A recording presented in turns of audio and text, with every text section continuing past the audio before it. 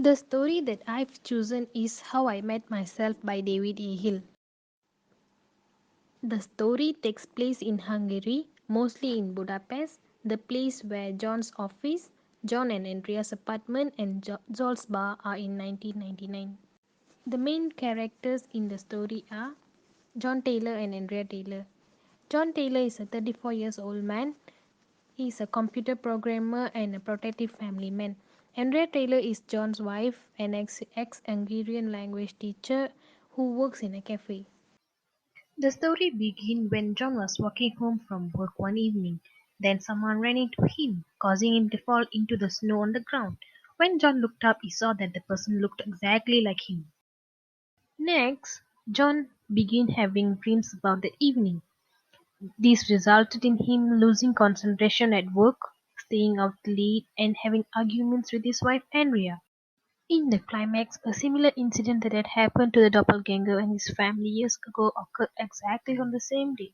When John heard a very loud noise that sounded like an explosion, he realized that Andrea and Katie were at the same cafe where his doppelganger's wife and daughter were killed. Then John tried to get into the rooms of the destroyed cafe to find and rescue his family, but the fireman prevented him from going in. John was told to go home as there was nothing else he could do to help. As he was walking home, he saw his doppelganger again. His doppelganger pointed to two figures at a distance. John was overjoyed to see that his wife and daughter were alive. Andrea told John that his doppelganger had saved them by preventing them from entering the cafe. One of my favorite characters from the story is John Taylor. He is a determined person. After he accidentally met his doppelganger, he set his mind to find the truth. He returned to the place he found the man and waited almost every day in the hope that he would meet him. He is also a brave person. He thought he had found a ghost, nevertheless he goes all out to find out the truth. Not many people are brave enough to face such encounter.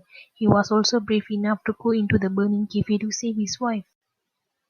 In my opinion, I find this book interesting, but a little difficult to understand. I find it interesting in the sense that there is a little suspense because I wonder who is this intriguing man who knocked down John Taylor and who looks like him. The favorite part of the book is when John Taylor happy to see his wife and daughter were alive. To the recommendation part, I highly recommend everyone to read this book because this story is full of challenges, and I also recommend this book to those who like horror and thriller movies.